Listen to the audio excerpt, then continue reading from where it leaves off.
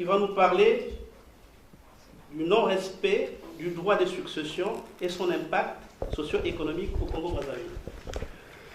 Je vais vous rappeler que M. Mingwa, qui est ici à côté de nous, Mingwa Biango, est un professionnel des nouvelles techniques de l'information et de la communication, et c'est le fondateur du site Congo Liberty que nous connaissons tous.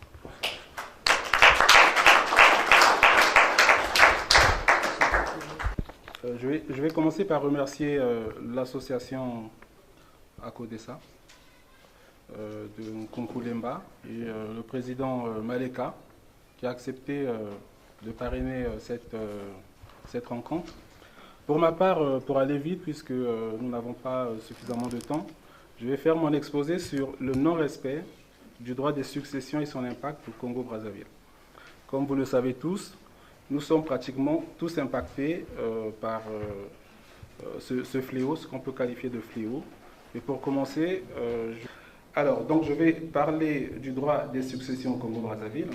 Et le droit de succession est une partie intégrante du Code de la famille congolais, dont Mme Dion tout à l'heure a parlé. Et je voudrais rassurer Mme Dion que la condition de la femme est une affaire de tous et qu'à travers la communication que je vais faire, je vais démontrer que ce n'est pas seulement aux femmes de prendre à bras le corps ce fléau-là. Donc le droit de succession, c'est quoi? Le droit de succession, c'est le cadre réglementaire qui régit la transmission du patrimoine d'un défunt. C'est-à-dire que lorsqu'une personne décède, il y a une transmission qui doit se faire et il y a un cadre légal pour éviter tout arbitraire. Le Code de la famille qui régit aujourd'hui le droit de succession au Congo-Brazzaville a été promulgué le 17 octobre 1984 et le père de cette loi, c'est le défunt président de la Cour suprême congolaise, M. Charles Asmekongo. Mais avant le 17 octobre 1984, le droit de succession au Congo-Brazzaville était régi par le droit coutumier. Et le droit coutumier avait ceci de particulier, c'est qu'on rendait des décisions selon la coutume des parties en présence. Pour prendre un exemple, dans le sud du pays, on a le régime coutumier du matriarcat, ce qu'on appelle le matriarcat. Et dans la partie nord du pays, c'est le patriarcat. Donc pour le matriarcat, c'est la succession, donc les ayants droit privilégiés sont les neveux les neveux du défunt issus de ses sœurs. C'est-à-dire que vous avez en première instance les héritiers privilégiés qui sont les neveux du défunt, mais ceux issus de sa sœur. Donc ça c'est pour le matriarcat dans la partie sud du pays. Donc pour les Congolais, il suffisait qu'ils soient du sud ou du nord pour que les tribunaux ne rendent pas la même décision. Donc en 1984 a été promulgué le droit de la famille congolais, en 1984, excusez-moi, le 17 octobre, et ça a mis un terme légal au droit coutumier. Mais il y a eu une période de transition. Donc le droit de la famille est entré en vigueur après une transition d'une année, donc le 17 octobre 1985. Ça sous-entend qu'à partir de cette date-là, le droit coutumier était devenu illégal au Congo-Brazzaville. Donc ça, c'est pour le bref aperçu historique du Code de la famille au Congo-Brazzaville. Alors, que dit le droit des successions au Congo-Brazzaville? Le droit de succession au Congo-Brazzaville, si vous voulez, a donné la possibilité de permettre une succession pour les cas où on est en présence d'un testament et pour des cas où il n'y a eu aucune rédaction du testament par la personne décédée. Et ici, je vais plutôt axer mon exposé sur le régime de base, c'est-à-dire le régime de base qui prend en compte le fait qu'une personne décédée ait pu ne pas rédiger de testament. Et que dit ce régime-là? C'est ce qu'on appelle la succession ab intestat, c'est-à-dire une succession qui va se faire sans testament.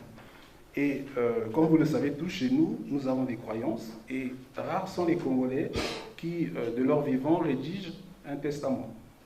Donc il s'ensuit que la majorité des successions qui se font dans notre pays se font sans testament. Mais comme je vous l'ai dit tout à l'heure, le législateur a prévu tous les cas de figure dans celui-là. Donc, au vu de ce que je viens de dire, il faut, lorsqu'une personne décède, dans le cadre du régime où la transmission se fait sans testament, on a deux cas de figure. On va commencer par le cas d'une femme mariée. Le régime de base, c'est le régime de bien commun. C'est ce que nous appelons communément bien commun. Et dans le bien commun, lorsqu'il y a une succession, la femme, normalement, doit acquérir la moitié des actifs du couple. Et l'autre moitié entre dans ce qu'on appelle la masse successorale. Et dans la masse successorale, donc de la moitié qui revient au défunt, il y a donc un quart qui est réservé à ses ascendants, et il y a trois quarts qui est réservé à sa descendance. Donc là, on va passer au droit de propriété du conjoint survivant. Donc comme je vous l'ai dit, pour le cas d'une succession sans testament, la femme, normalement, lorsqu'elle est mariée légalement, elle a la moitié des actifs. Sauf que le droit de la famille a prévu qu'à la mort du conjoint, donc d'une femme, ça peut être une femme comme un homme, à la mort donc d'une personne, le conjoint survivant doit être maintenu dans les lieux du foyer une année.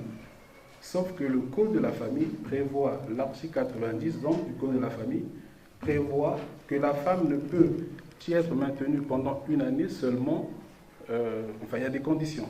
Mais entre autres, le législateur rappelle que la femme doit bien se conduire. Ça veut dire quoi? Ça veut dire que on ne sait pas du tout ce que cette inconduite ou indignité veut dire.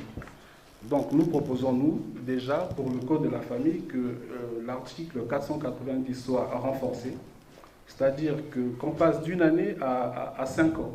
Il est anormal que suite au décès d'une personne, que sa femme n'ait le droit d'y séjourner que pendant une année, lorsqu'on sait que perdre une personne, c'est difficile. Donc on propose que la personne, enfin la veuve ou le veuf d'ailleurs, il séjourne, en tout cas soit maintenu dans les lieux pendant 5 ans au moins. Ensuite, nous proposons que soit supprimé, donc abrogé, l'alinéa qui parle d'inconduite ou d'indignité de la femme. Parce que comme nous le savons, tout ça dépend un peu de la belle famille. Qui juge de l'indignité d'une femme, d'une veuve par exemple. C'est souvent la belle famille, comme on le sait chez nous. Lorsqu'une personne décède, la belle famille, la plupart du temps, propose à la veuve de se marier au neveu du défunt mari. Donc, si vous voulez, il y a dans cette loi-là, en tout cas dans cet article-là, quelque chose d'abstrait, de subjectif, et ça met en péril la femme qui la plupart du temps, est expulsé du logement par sa belle famille. Ce n'est pas toujours le cas, mais c'est assez courant, surtout lorsqu'on sait qu'au Congo-Brazzaville aujourd'hui, les conditions sociales se sont dégradées et que les gens sont souvent à l'affût des biens d'une personne de leur famille qui vient de décéder. Voilà, donc on va passer au cas de la veuve sans statut officiel de l'état civil. Donc on a le cas d'une veuve qui est mariée officiellement, et on a le cas d'une veuve qui ne l'est pas. La plupart des unions chez nous se font sous le régime coutumier, et ces femmes mariées sous le régime coutumier, comme les hommes d'ailleurs, n'ont aucun statut légal n'ont aucun statut légal. Donc l'administration ne reconnaît pas du tout ces mariages. Mais il faut rappeler donc que la majorité des successions qui se font chez nous se font plutôt dans ce cadre-là. Donc dans ce cadre-là, la femme n'est pas appelée à la succession. Contrairement à la femme qui était mariée sous le régime de la communauté des biens, là on a un cas où la femme n'a rien du tout. Donc elle n'a pas la moitié, elle n'a rien du tout. Mais ses enfants en revanche vont concourir à la succession. Et quand on parle des enfants qui concourent à la succession, on a les enfants issus du mariage et les enfants hors mariage. Donc tous les enfants normalement ont droit au quart de la succession. La proposition qui est la nôtre en premier lieu, c'est qu'il faut sensibiliser et vulgariser le code de la famille auprès des femmes d'abord, mais aussi des hommes. Comme je le disais, c'est aussi une histoire des hommes. Bref, il faut sensibiliser toute la société. Il faut que ça devienne une histoire de l'affaire de toute la société. En second plan, nous proposons la légalisation du mariage coutumier. Quand je parle de légalisation du mariage coutumier, il faut qu'on essaie de trouver un système souple pour que ces mariages-là soient enregistrés au niveau de la mairie. On pourrait imaginer que ce mariage coutumier-là soit acté par le chef de quartier. Aujourd'hui, on sait que les chefs du quartier, je crois, ont une rémunération mensuelle. Ils ne sont pas des fonctionnaires, mais ils ont une rémunération. Donc, il faut que le chef du quartier, par exemple, ça pourrait être une personne déléguée par le maire, mais bref, il faut qu'on soit emmené à enregistrer, en tout cas à légaliser ces mariages coutumiers-là. Parce que l'État a le devoir de protéger tous les citoyens. Ensuite, nous allons passer donc à la non-application du droit des successions au Congo-Brazzaville. Le droit existe, mais les gens, la plupart du temps, ne franchissent pas les portes du tribunal. Pourquoi? À cause des pressions de la coutume. Parce que la coutume chez nous, malheureusement, encore force de loi, enfin quand je dis malheureusement, le droit coutumier encore force de loi au Congo-Brazzaville, bien qu'il ait été pris en compte dans le code de la famille actuellement en vigueur au Congo. Donc, qu'est-ce qui emmène que les gens ne franchissent pas les portes du tribunal? C'est donc nos croyances. Il faut savoir qu'à l'issue malheureuse du décès d'une personne, en particulier lorsque c'est l'homme, il y a chez nous ce qu'on appelle, il y a un rituel du deuil, il y a le rituel du deuil. Donc la femme est emmenée, je n'ai pas envie de dire chez des marabouts, mais presque. Il y a des pratiques qui font. Le but de ces pratiques, si vous voulez, c'est de faire en sorte que l'âme du défunt se détache de la femme. Et c'est la belle famille qui le fait. Et comme nous le savons tous, on a probablement été confrontés à cela. Souvent, ces pratiques sont dégradantes. Ça met psychologiquement la femme dans un état de fragilité. Et lorsque la belle famille, j'insiste, c'est pas la norme, mais la plupart du temps, on est devant ces cas-là. Lorsqu'elle est en tout cas de mauvaise foi, elle peut fragiliser psychologiquement la veuve qui, au sortir de ce rituel-là, n'aura plus le courage de faire valoir ni ses droits lorsqu'elle était mariée officiellement, ni les droits de ses enfants. Donc, au sortir de ce rituel, elle concède pratiquement tout à sa belle famille. Pratiquement tout, malheureusement.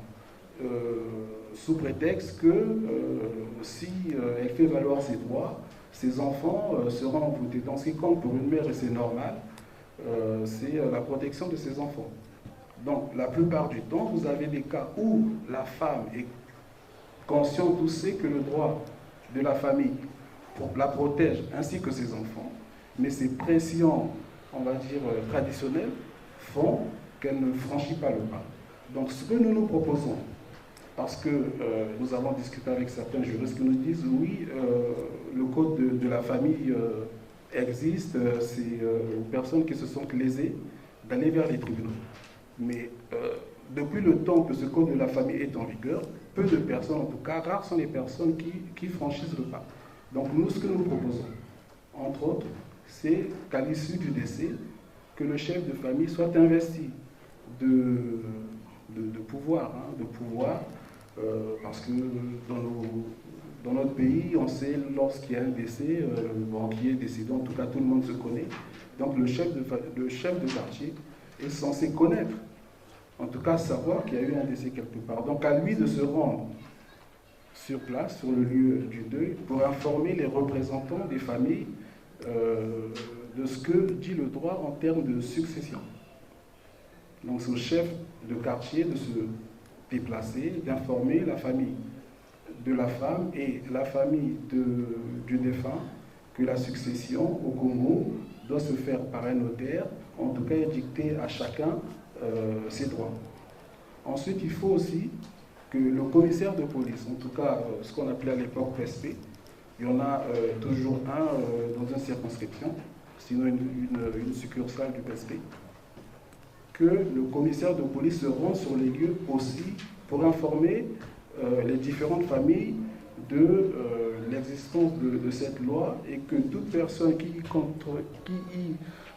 contreviendrait serait rapidement ou maîtrisée ou expulsée ou arrêtée. En tout cas, voilà ce que nous proposons en ce qui concerne ce que doit faire l'État en amont, parce que si on ne le fait pas, les personnes, comme je l'ai dit plus haut, lésées ne franchiront jamais les portes des tribunaux. Donc voilà quelques propositions que nous essayons, dans le cadre de notre groupe de réflexion, d'approfondir.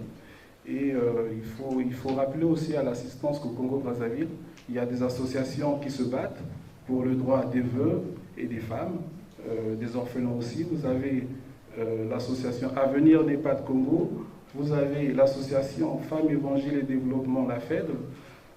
Mais malheureusement, au-delà des associations, on a quand même l'impression que l'État ne fait pas grand-chose.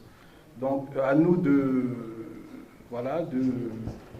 prendre à bras le corps cette affaire-là, parce qu'on est tous concernés. On est tous concernés. Et pour terminer, il n'y a pas beaucoup de temps, mais j'aurais posé la question dans l'auditoire qui a déjà rédigé son testament. Je sais que personne ne répondrait parce que c'est quelque chose de personnel, mais je crois qu'au fond de nous tous, il n'y a pas grand-chose. Mais ça, c'est dû inconsciemment à nos croyances.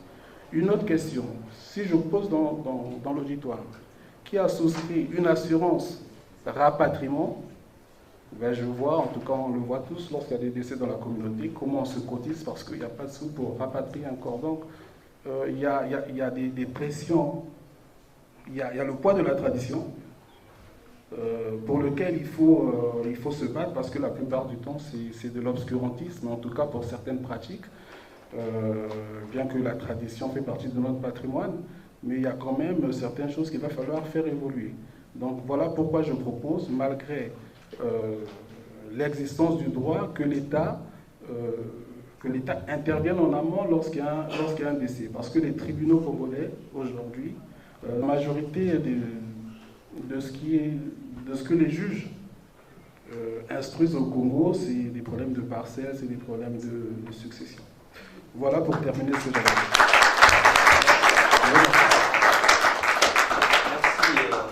Merci Mingwa. C'est une